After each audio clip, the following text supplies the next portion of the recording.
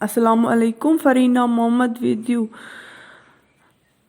तो बच्चों, आज हम इसका सेकेंड हाफ देखेंगे सिविल डिसओबीडियंस मूवमेंट का। प्रीवियस टॉपिक में हमने पढ़ा कि कैसे जो है सत्याग्रही को अरेस्ट किया गया क्योंकि लॉ ब्रेक हुआ था।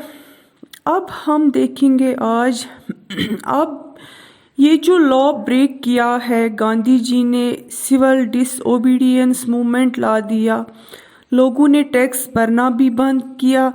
सिविल डिसओबीडियंस में तो यही होना था, सब लॉ ब्रेक हुए, लोग टैक्स भी नहीं देते थे।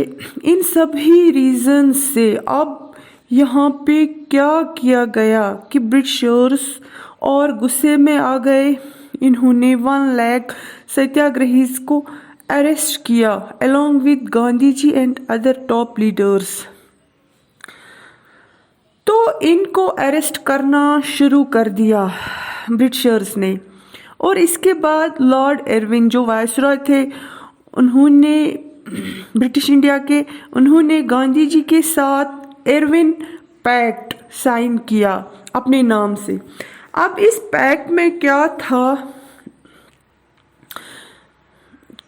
हमें पहले ही पता है कि गांधी जी जो थे वो टेंशन में थे पहले से ही कि अपने सत्याग्रही को अरेस्ट किया गया ब्रिटिशर्स ने। तो इस पैक्ट में लॉर्ड इरविन ने गांधी जी से कहा कि तुम लोग सिविल डिसओबीडियंस मूवमेंट को स्टॉप करो, ताकि इसके बदले में हम तुम्हारे सत्याग्रही को छोड़ देंगे।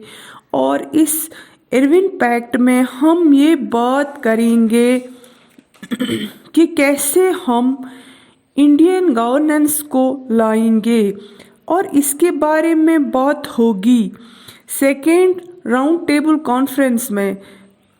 गांधी जी मान गए, इरविन पैक्ट को साइन किया और मूवमेंट को स्टॉप करेंगे। सेकेंड राउंड टेबल कॉन्फ्रेंस में बेसिकली ये हुआ कि वहाँ जाके भी गांधी जी को डिसअपॉइंटमेंट मिला, कुछ खास वहाँ पर हासिल नहीं हुआ, और it was not fruitful decision and hints he restarted the movement. इन्होंने फिर से सिविल डिसओबीडियंस मूवमेंट, यानी कि गांधी जी और उसके साथियों ने फिर से सिविल डिसओबीडियंस मूवमेंट को स्टार्ट किया, क्योंकि सेकेंड राउंड टेबल कॉन्फ्रेंस में जो फैसला हुआ वहाँ ये कोई ख़ास फैसला नहीं आया, लेकिन अब ये लेस इंटेंसिफाइड मूवमेंट थी, इतनी पॉपुलैरिटी नहीं थी क्योंकि बीच में ब्रेक आ गया था। बीच में ये जो ब्रेक थी इस मूवमेंट की, बीच में गांधी जी ने सेकेंड राउंड टेबल कॉन्फ्रेंस में भी शिरकत की और लॉर्ड इरविन पैक्ट भी साइन किया। तो जो ये बीच में ये मूवमेंट, ये समझो पीस, ये जो प्रोटेस्ट था ये रुक गया, तो जिसकी वजह से इन्होंने दोबारा इसको स्टार्ट किया। और दोबारा जब स्टार्ट किया तो ये इतना पॉपुलर नहीं था, इसकी जो एनर्जी पहले थी वो अब दोबारा इस प्रोटेस्ट में देखने को नहीं मिली। अब हम देखेंगे limitations of civil disobedience movement. क्या लिमिटेशंस थी, क्या खामियां थी, वो हम देखेंगे।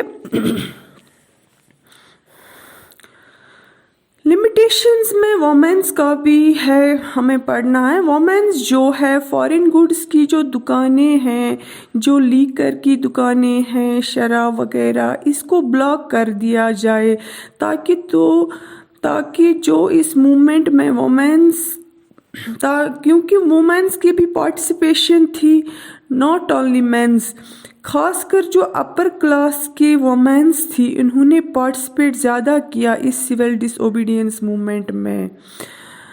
अब लिमिटेशंस क्या थी इस मूवमेंट में, जो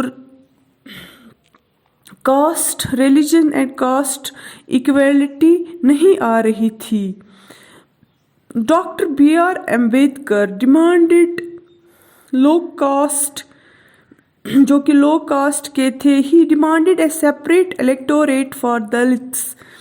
क्योंकि हमें पता ही है इंडिया में तो कास्ट सिस्टम पहले से ही चल रहा है। तो तब भी जब सिविल डिसओबीडियंस मूवमेंट चल रहा था तब भी जो कास्ट प्रॉब्लम थी इंडिया में वो वहीं पे थी, और रिलीजन का भी जो फैक्टर था वो भी उधर ही था अपनी जगह, जिसकी वजह से ये भी एक लिमिटेशन थी कि सिविल डिसओबीडियंस मूवमेंट को ज़्यादा कामयाबी मिलती। तो जिसकी वजह से गांधी जी यही चाहते थे कि अगर हमको इंडिपेंडेंस चाहिए, कंप्लीट आज़ादी चाहिए, तो हमको ये अनटचेबिलिटी ख़त्म करनी चाहिए, ये ज़ात पात ख़त्म करनी चाहिए और सब रिलीजन बराबर है आपस में।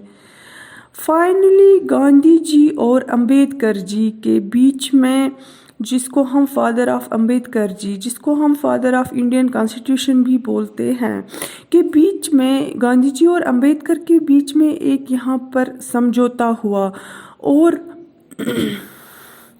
पूर्ण पैक्ट साइन हुआ। इस पैक्ट में क्या डिसाइड हुआ कि रिजर्वेशन दिया जाए इलेक्टोरल सीट्स में इनको, दलित्स को, यानी लो कास्ट लोगों को। और एक लिमिटेशन क्या था, Congress was dominated by Hindu Mahasabha.